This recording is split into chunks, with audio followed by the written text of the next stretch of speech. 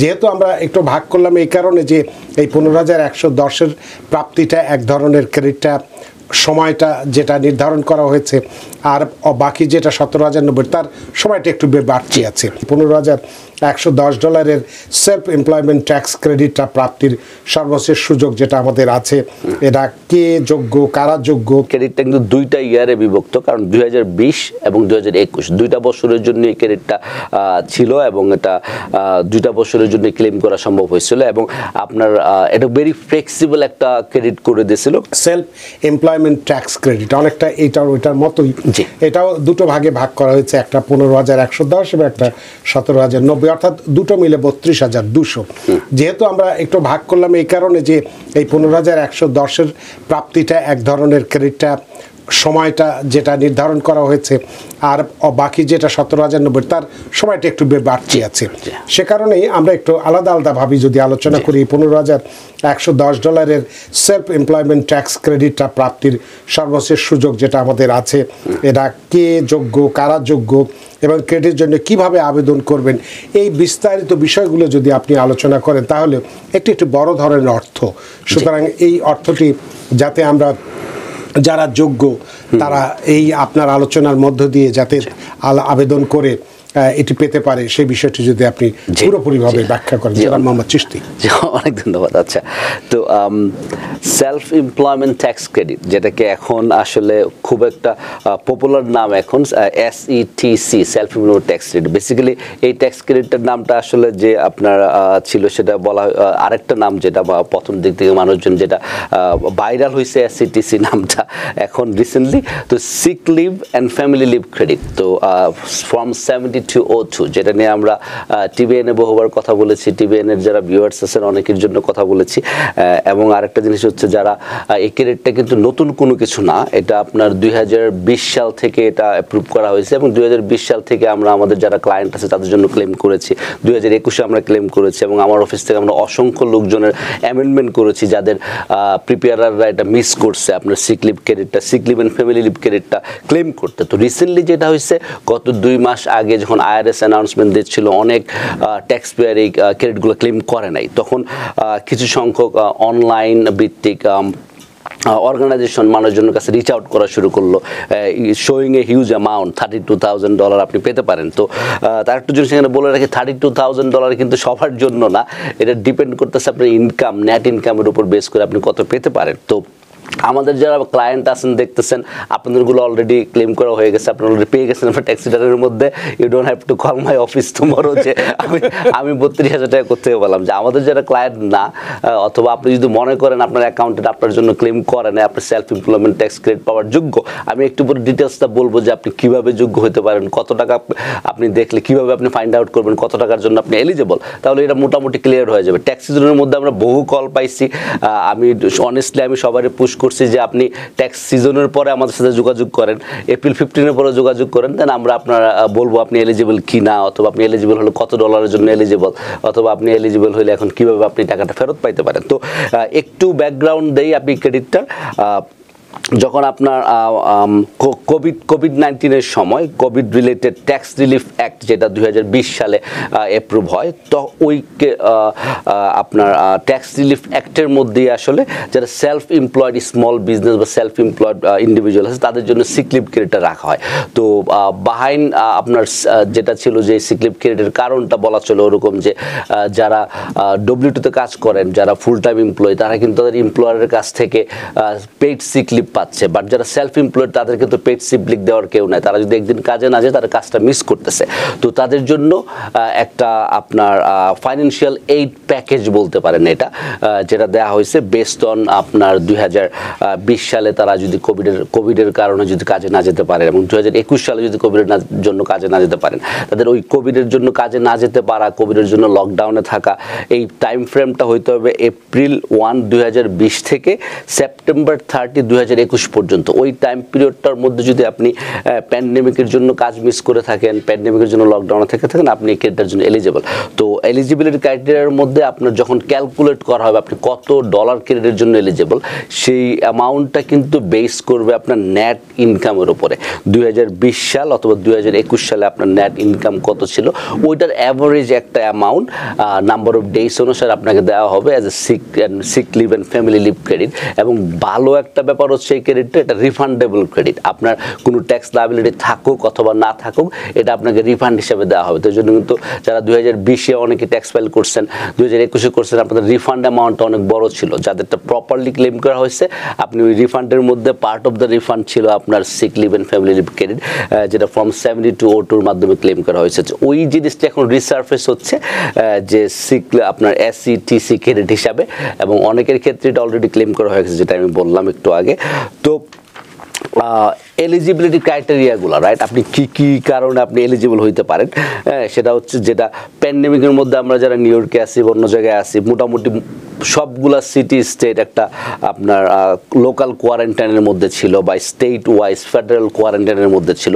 আপনি যদি ওই টাইম ফ্রেমটার মধ্যে, আমি যেটা বললাম সেপ্টেম্বর 2020 এবং 2021 যদি আপনি লকডাউনের মধ্যে আপনি কাজে না যেতে পারেন, ফেডারেল, স্টেট অথবা লোকাল গভর্নমেন্টের লকডাউনের জন্য, সেকেন্ড হইতে পারে আপনার কেয়ার প্রোভাইডার, আপনাকে ডাক্তার আপনাকে অ্যাডভাইস করছে যে আপনি কোভিডে আক্রান্ত, আপনি সেলফ কোয়ারেন্টাইনে থাকতে হবে, অথবা you are risk of Covid আপনার ছড়ানোর জন্য, তো আপনি কোয়ারেন্টাইনে থাকতে হবে। সেই জন্য আপনি যদি এফেক্টেড হয়ে থাকেন, আপনার যদি সিমটম এক্সপিরিয়েন্স করে থাকেন, সিমটমের কারণে আপনি মেডিকেল ডায়াগনোসিসের জন্য আপনি হয়তো বন্ধ নিতে হচ্ছে, যে আপনি কাজে যেতে পারেন নাই, সেটা হইতে পারে থার্ড। আরেকটা মেইন ইম্পর্টেন্ট যেটা হচ্ছে, সেটা হচ্ছে আপনার ডিপেন্ডেন্ট যারা আপনার পরিবারের অন্য সদস্য যারা আছে, তাদের যদি কোয়ারেন্টাইনে থাকার নির্দেশ থেকে থাকে, তারা যদি বাসা থাকার নির্দেশ থেকে থাকে, তো আপনি হয়তো বাসা থাকতে হয়েছে, আর তাদেরকে টেক কেয়ার করার জন্য, তাদের হয়তো আপনার হয়নি কিন্তু তাদের হয়েছে, তাদেরকে দেখাশোনার জন্য। মোটামুটি ওভারঅল আপনার কোভিড দ্বারা যদি আপনার কাজটা এফেক্টেড হয়ে থাকে, আপনি কাজ করতে না পেরে থাকেন, এবং আপনার ডিপেন্ডেন্টদেরকে যদি টেক কেয়ার করতে হয়ে থাকে, তাহলে আপনি এলিজিবল এই ক্রেডিটটা ক্লেম করার জন্য। It's a very easy qualification. আসলে মোটামুটি যারা প্যান্ডেমিকের মধ্যে মেজর সিটি সবগুলা লকডাউন ছিল বেশ কিছুদিনের জন্য, স্কুল লকডাউন ছিল বেশ কিছুদিনের জন্য, তো আপনার 18 বছরের নিচে যদি কোনো ডিপেন্ডেন্ট চাইল্ড থেকে থাকে, তাদেরকে যদি আপনি বাসা থেকে টেক কেয়ার করতে হয়, কারণ স্কুল হয়তো লকডাউনে ছিল, স্কুলে আপনার কোভিড এফেক্টেড লোকজন ছিল, তো সেক্ষেত্রে আপনি কিন্তু ক্রেডিটের জন্য এলিজিবল হতে পারেন। তো এগুলো এলিজিবিলিটি ক্রাইটেরিয়া। তো এখন কত ডলার আপনি পেতে পারেন, তো সবাই হিসাবটা খুবই ইম্পর্টেন্ট, কারণ অনেকেই কল করে যখন আমাদেরকে বলে যে আমার ফ্রেন্ড তো 20,000 পাইছে, আমার ফ্রেন্ড 10,000 পাইছে, ঠিক আছে, আমি কত পাচ্ছি। তো এখন আমরা অনেকেরই ক্যালকুলেশন করে বলতে আপনি আসলে কিছুই পাচ্ছেন না, অথবা আপনি পাইলে অল্প $230 পাচ্ছেন। তো একটু হিসাবটা বলে দিলে আপনার একটু বেসিক ধারণা হয়ে যাবে। তো একটু আগে যেটা রানা ভাই বলতেছিলেন, এই ক্রেডিটটা কিন্তু 2টা ইয়ারে বিভক্ত, কারণ 2020 এবং 2021 2টা বছরের জন্য এই ক্রেডিটটা ছিল, এবং এটা 2টা বছরের জন্য ক্লেম করা সম্ভব হয়েছিল, এবং আপনার এটা ভেরি ফ্লেক্সিবল একটা ক্রেডিট করে দিয়েছিল, কারণ আপনি আপনার ক্যালকুলেশনের জন্য আপনি চাইলে 2019-এর ইনকামটা ইউজ করতে পারেন, যেটা আপনাকে যদি বেশি ইনকাম কম ছিল সেই হিসেবে 2019-এ ইউজ করতে পারতেন, অথবা আপনি 2020-এ যদি আপনার ইনকাম কমে থাকে 2021-এ ক্লেম করতে পারতেছেন 21-এর ইনকামটা ইউজ করে। আপনার জন্য যেই বছরের ইনকামটা বেশি ছিল সেটা আপনি ক্লেম করতে পারেন। তারপর আরো ফ্লেক্সিবল করে দেওয়ার জন্য এটা করা হয়েছিল কি, 2021-এ ইটসেলফ চাইলে আপনি 2020 এবং 2021 একই সাথে ক্লেম করতে পারতেন। তো ইটস ভেরি ফ্লেক্সিবল এবং রিফান্ডেবল। তো ক্যালকুলেশনটা হচ্ছে যেটা আপনি বললেন একটু আগে, 2020 সালে ছিল $15,110। তো এই ক্যালকুলেশনটা হচ্ছে যে ট্যাক্স ফাইলার, তার জন্য ম্যাক্সিমাম পার ডে অ্যাভারেজ সে $511 করে ক্লেম করতে পারবে। তো $511 হলে ম্যাক্সিমাম, সে 10 দিনে সে পাচ্ছে $5,100 মতো। তো প্লাস ডিপেন্ডেন্ট যদি সে টেক কেয়ার করতে হয়, তাদের জন্য সে ম্যাক্সিমাম 2020-এ ম্যাক্সিমাম $200 করে পার ডে 50 ডেজ। তো 50 ডেজ তো ডিপেন্ডেন্ট যাদের আছে তাদের জন্য এই ক্রেডিটটা ভেরি লার্জ অ্যামাউন্ট হওয়ার চান্স থাকে। কারণ যদি ডিপেন্ডেন্ট না থেকে থাকে, আপনার ইনকাম যদি একটু কম হয়ে থাকে, তাহলে আপনি হয়তো বড় একটা অ্যামাউন্ট পাবেন না। কারণ যদি ডিপেন্ডেন্ট থেকে থাকে, 18-র নিচে ডিপেন্ডেন্ট বাচ্চা, আপনার মা বাপ ডিপেন্ডেন্ট থাকলে, ডিপেন্ডেন্ট চাইল্ড, হ্যাঁ ডিপেন্ডেন্ট চাইল্ড 18-র নিচে যদি কেউ থেকে থাকে, তাহলে আপনি ক্রেডিটটা কিন্তু একটা বড় অ্যামাউন্ট ইজিলি পেয়ে যেতে পারতেছেন। তো এখন just to give U an example, প্রথম ধরেন অ্যাভারেজ ডেটা যখন আপনি ক্যালকুলেট করবেন, আপনার অ্যাভারেজ রেটটা, ডেইলি রেটটা, তখন আপনি আপনার যে নেট ইনকাম আছে, তো নেট ইনকাম আমরা অনেক সময় ইজি করার জন্য আমরা ক্লায়েন্টদেরকে বলি স্কেজুয়াল সি নেট ইনকামটা দেখেন। তো স্কেজুয়াল সি নেট ইনকামটা অ্যাকচুয়ালি ক্যালকুলেশনের মধ্যে যায় না, যাবে হচ্ছে আপনি স্কেজুয়াল এস ইর লাইন 4 অথবা 5 এর যে নেট ইনকামটা আছে, লাইন 4 অথবা 6 এর যে নেট ইনকামটা আছে স্কেজুয়াল এস এর, সেটা যাবে। তো এই অ্যামাউন্টটা মোটামুটি একদম কাছাকাছি, এই জন্য আমরা অনেক সময় সবাই বলে যে স্কেজুয়াল সি নেট ইনকাম কত, তো মেক ইট ইজিয়ার, কারণ স্কেজুয়াল সিটা মোটামুটি সবার কাছে পরিচিত একটা ফর্ম। তো আপনার যে নেট ইনকামটা আছে সেটাকে আপনি 260 দিয়ে ভাগ দিবেন, ভাগ দিলে আপনি অ্যাভারেজ ডেইলি যে আপনার রেটটা পাবেন, ওই রেটটাকে আপনি 10 দিয়ে টাইমস করতে হবে, তখন ওইটা হচ্ছে আপনার যে ট্যাক্স পেয়ার তার জন্য ক্রেডিট অ্যামাউন্টটা। আপনার যে নেট ইনকাম আছে ডিভাইডেড বাই 260, তারপরে যে অ্যামাউন্টটা আসবে সেটা 10 দিন আপনি পেয়ে যাচ্ছেন আপনার জন্য যে কত টাকা সিকলিপ ক্রেডিট পাচ্ছেন। আর আপনার ডিপেন্ডেন্টদের জন্য আপনার যে অ্যাভারেজ ডেইলি রেটটা পাইছেন সেটার 67% টাইমস 50 ডেজ পাবেন আপনি। তো আমি যদি একটা এক্সাম্পল ধরেন, কারো যদি $26,000 নেট ইনকাম থেকে থাকে, তাহলে সে তার জন্য ডেইলি রেট হচ্ছে $100 পার ডে, সে $1,000 তার জন্য নিজের জন্য পাবে কোয়ারেন্টাইনে থাকার জন্য 10 দিনে। আর তার ডিপেন্ডেন্টের জন্য সে $67 করে পার ডে পাবে 50 ডেজ পর্যন্ত 2020 সালে।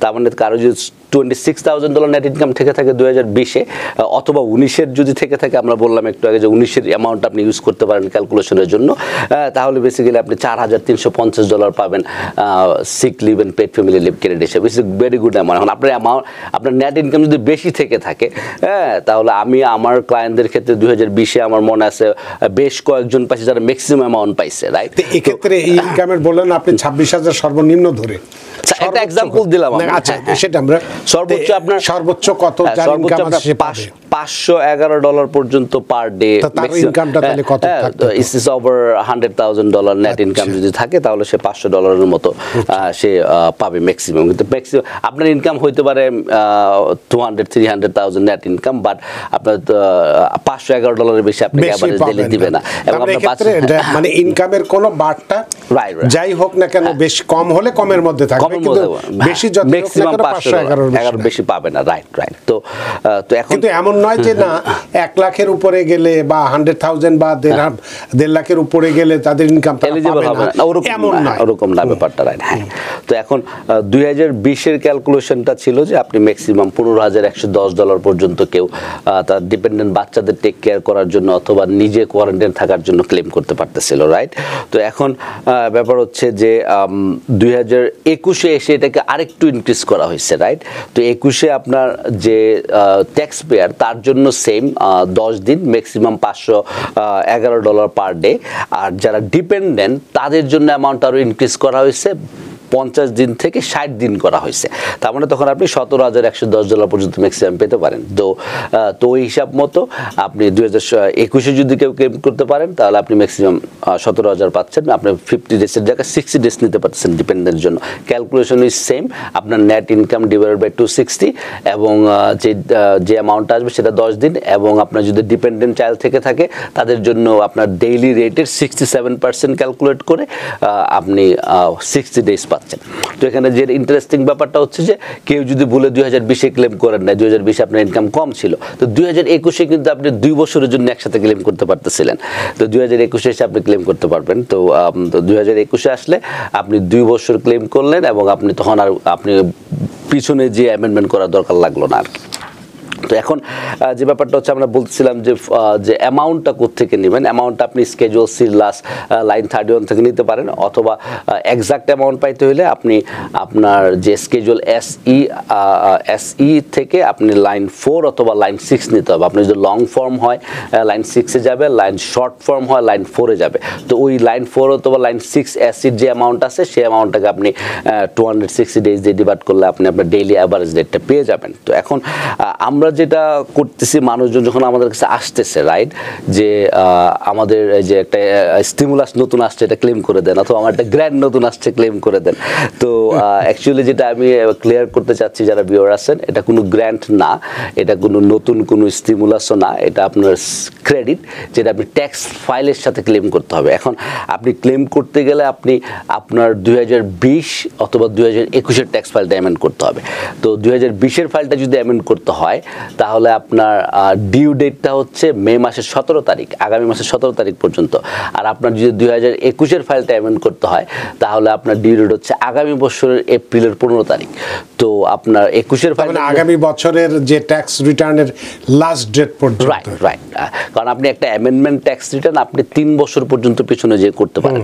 তো 3 বছর পিছনে করতে, আমরা তো এখন 24-এর 30-এর ট্যাক্স ফাইল করলাম, তো আমাদের 21, 22, 21 and 20 মানে 3 বছরের পরে you can't go back any more, আপনার ওটা লাস্ট ডেট। আর ডিউ ডেটটা ডিসাইড হয় আপনার ট্যাক্স ফাইলের যে ডেটটা থাকে, ডিউ ডেটটা, সেটার উপর বেস করে। 2020 সালে আমরা সবাই অবগত আছি যে 2020 সালে কিন্তু আইআরএস এক্সটেন্ড করছিল ট্যাক্স ফাইলটা 1 মাস। আপনার ট্যাক্স ফাইলের ডিউ ডেট এপ্রিল 15 না হয়েছিল, আপনার মে 17 ছিল। তো মে 17 ক্যালকুলেট করে ওইটা অ্যামেন্ড করার ডিউ ডেটটাও আপনার ইনক্রিজ হয়। তো ওই হিসাব অনুসারে আপনার অ্যামেন্ডমেন্ট ফাইল করার ডিউ ডেট হচ্ছে আপনার 2024-এর আপনার মে মাসের 17 তারিখ পর্যন্ত। তো এখন আমাদের কাছে যারা কল করতেছেন বা যারা আপনি মনে করতেছেন যে আপনার অ্যাকাউন্টেন্ট আপনি যেখানে ট্যাক্স ফাইল করছেন আপনার ক্লেম করে নাই, তারা যখন আমাদের কাছে আসবেন আপনাদের মেক শিওর করতে হবে আপনার 2019, 2020 এবং 2021-এর ট্যাক্স ফাইলের কপি নিয়ে আসবেন, ফুল ট্যাক্স রিটার্ন, যাতে আমরা দেখে আমরা বলতে পারি যে অ্যাকচুয়ালি আপনি এলিজিবল কিনা, আপনার অ্যাকাউন্টেন্ট ক্লেম করছে কিনা। তো অনেক সময় এরকম হয় যে আপনি জানেনও না ক্লেম করছে কিনা, আপনার হয়তো ট্যাক্স রিফান্ডের সাথে আপনি $1000 পেয়ে গেছেন, আপনি বলতে পারেন না। তো আপনি যদি ডকুমেন্টগুলো ফুলি 3 বছরের ট্যাক্স রিটার্ন নিয়ে আসেন, আর যারা যেটা বললাম যদি 20-এর ট্যাক্স ফাইল পেমেন্ট করতে হয় আপনার মাত্র আর আছে লেস দেন এ মান্থ, আপনি এই মে মাসের 17 তারিখের মধ্যে ফাইল করতে হবে।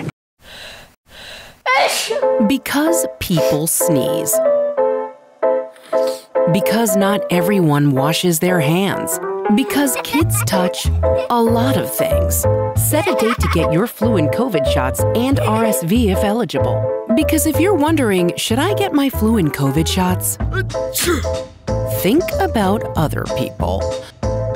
Learn more at nj.gov/health/vaccines. New York থেকে সম্প্রচারিত TVN 24 টেলিভিশন বিশ্বজুড়ে বাঙালির কণ্ঠস্বর।